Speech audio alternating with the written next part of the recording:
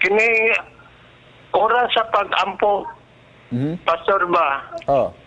Sukat pa sa gagmay kami, tudwa sa kuma, ning alas 3 o alas 6 sa buntag, hapon po alas 3 o alas 6. Kung pungataan na, tulungan na ba, subuan na, Pastor? Kada anang oras sa mag-ampo, bagyan kita? Ampo kag alas sa mga oras sabi, primero sa buntag pila o sa oras? Alas 3 sa kadlawon. Kadlawon, sunod. Alas 6 sa buntag. Alas 6 buntag, sunod. Alas 3 sa hapon. Alas 3 sa hapon. Alas 6 sa hapon. Alas 6 sa hapon. So, mahitabuan na, mabilar na kagayo. Nga na Igsoon kaya ganoon. Pumata kag kadlawon alas 3, mata kag alas 6 actually Igsoon. Wala na magmater sa oras. Gamater na sa imong pagkasinsiro, sa imong pag-ampo. Ayaw himo ang imong kugalingon nga maluya ka kay nabilar na hinuon ka o ang imong pag-ampo naa na lang dayon sa imong mata. Gapiyong ka pero gatulog ka. Inga na.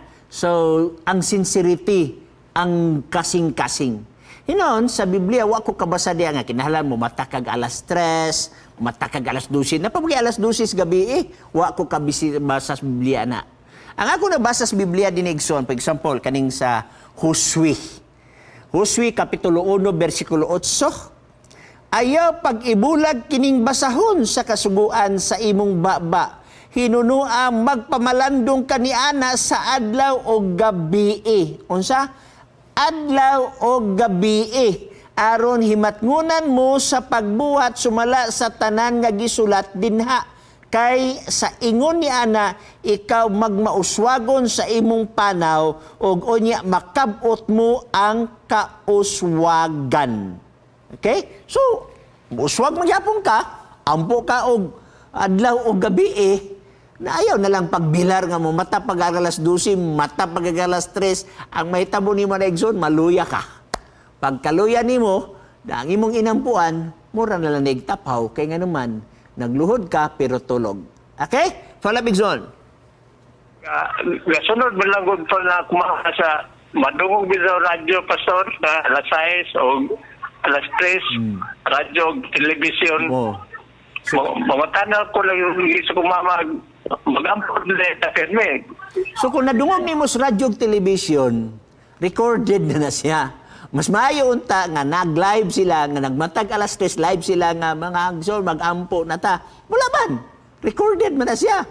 Pero kung maghimo ka na Igsoon, dili kumuhukom sa imuha nga nasayop na ka. Di sa kumingon nga tama ka. Kaya nagapindi-pindi man na kung ang imong kasing-kasing tama. Bisag kapila ka matama sa oras kapag ampo, apan dili tama ang imong kasing-kasing. Walay pulos. Okay? Sa ito pa, Pastor, mag-ampo, walay oras. Wala may oras gibutang diri, ingon mag-adlaw gabi Sa mga Adventista Igsoon, nami gitawag og worship sa buntag tibuok pamilya. Okay? Sa dili pa mi munaog sa balay, sa dili pa mi magluto, sa dili pa mi mangaon, batasan sa Adventista Igsoon nga mag-ampo sa pagmata. Okay? Mata ka, ampo. Okay? Personally mo na, way labot sa family worship, kay lahi man tong family worship o kining personal nga ampo. Pag matagyod, sa di pa ka munaog sa imong higdaanan, nagluhod na ka, nagampo. Kung na kay balatian, pwede ka maghigda, magampo. Okay? So pagagabi usab, sa di pa ka matulog, ay magampo ka. Okay? So, wala na sa oras, Igsoon, naana sa kasing-kasing. Daghang salamat, napakay follow up. Salamat kay Pastor.